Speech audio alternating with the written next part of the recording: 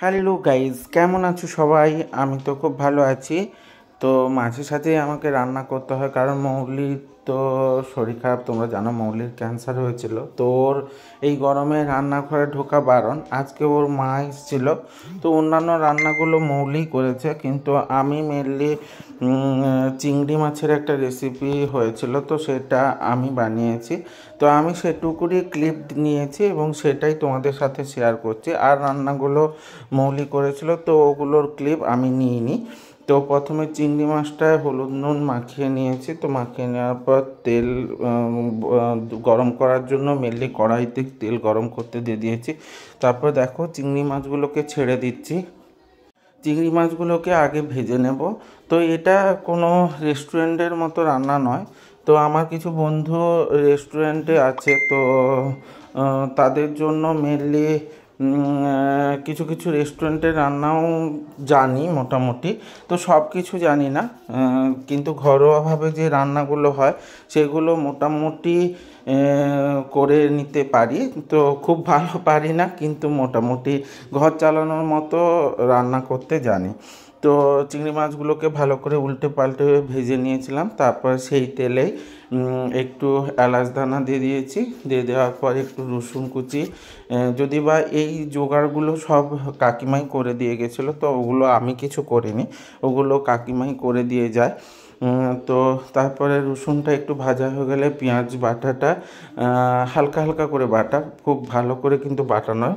তো সেটাকে একটু ভেজে নেব। তো কিছুটা টাইম ভেজে নেওয়ার পর তবে আবারও বলছি, আমি কিন্তু খুব ভালো রান্না করতে পারি না, মোটামুটি ঘরে খাওয়ার পক্ষে ঠিক আছে, তো আমরা খেয়ে নিতে পারি, অতটাও খারাপ হয় না। তো আর একটু লাল লাল করে ভাজা হয়ে গেলে তারপর তার মধ্যে টমেটো যে পেস্টটা আছে ওটা দিয়ে দিলাম। এগুলো কিন্তু সব শিলে বাটা, তো মিক্সিতে বাটা নয়। তার মধ্যে টমেটো ওই যে বাটাটা আছে ওটাকে একটু কষিয়ে নেওয়ার পর আদা বাটাটা দিয়ে দিব। তো আদা বাটা দিয়ে দেওয়ার পর দেখো আদা বাটাটা দিয়ে দিয়েছি। তো দিয়ে দেওয়ার পর ওটাকে একটু কষাতে থাকবো। তো কষানো হয়ে গেলে ওই যে মশলার যে জলটা ছিল সেটা একটু দিয়ে দেবো। তো এটা চিংড়ি মাছের মালাইকারি ধরনেরই, কিন্তু ঠিকঠাক মালাইকারি নয়, কারণ নারকেলের দুধ নয়। তো তারপরে হলুদ এবং লঙ্কা গুঁড়ি দিয়েছি। তো মেনলি আমি এই সময় নুন দিইনি, কারণ কতটা নুন লাগবে, কারণ মাছে একটু বেশি করেই নুন মাখানো হয় আমাদের, কারণ মাছে যাতে নুনটা ভালো করে ঢোকে। ওই জলটা দিয়ে দিলাম, জলটা দিয়ে একটু কষিয়ে নেব। তো কষিয়ে নেওয়ার পর অবশ্যই একটু ভালো করে কষাতে থাকছি। তো একটু কষিয়ে না নিলে ভালো একটা গন্ধ বের হয়, তো যেটা মার কাছেই শোনা। তো রান্নাগুলো মোটামুটি কিছুটা মার কাছেই শিখেছি। এরপরে দেখো একটু ভালো করে কষানো হয়ে গেলে তার মধ্যে একটু নারকেলের দুধ যেহেতু নেই, তার জন্য এমনি যে দুধ, তো সেই দুধ দিয়ে দেবো। অনেকে আমুল দুধও দেয়, মেনলি আমার শাশুড়ি মা আমুল দুধ দেয়।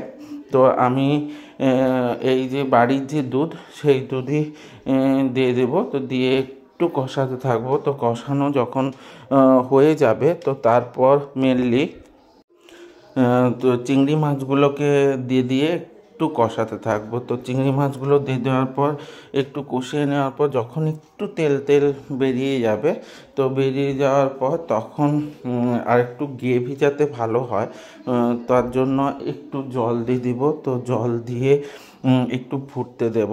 তো মেনলি হচ্ছে এটা গ্রেভি গ্রেভি টাইপেরই হবে, এটা খুব একটা ঝোল ঝোল টাইপের হবে না। তো একটুখানি জল দেব, দিয়ে একটু ভালো করে ফোটাবো। তো ভালো করে ফুটিয়ে নেওয়ার পর তারপরে মোটামুটি দেখো একটু তো জল দিয়ে ফোটাতে দিয়ে দিচ্ছি। তো ওর পরে আর ক্লিপ আমি নিইনি, মেনলি তোমাদের একদম ফুটে যাওয়ার পর যে নুনটা দিচ্ছি একটু টেস্ট করে নেওয়ার পর তারপরে একটু নুনটা দিয়ে দিব। তো নুনটা দিয়ে আর একটু ভালো করে কষিয়ে নেব। তো কষিয়ে নেওয়ার পর যখন তেল একটু একটু করে ছাড়তে শুরু করবে, তখন সেটা নামিয়ে নিয়েছি। তো নামিয়ে নেওয়ার পর যদি এই রেসিপিটা তোমাদের ভালো লাগে তাহলে লাইক কমেন্ট শেয়ার করে দিও।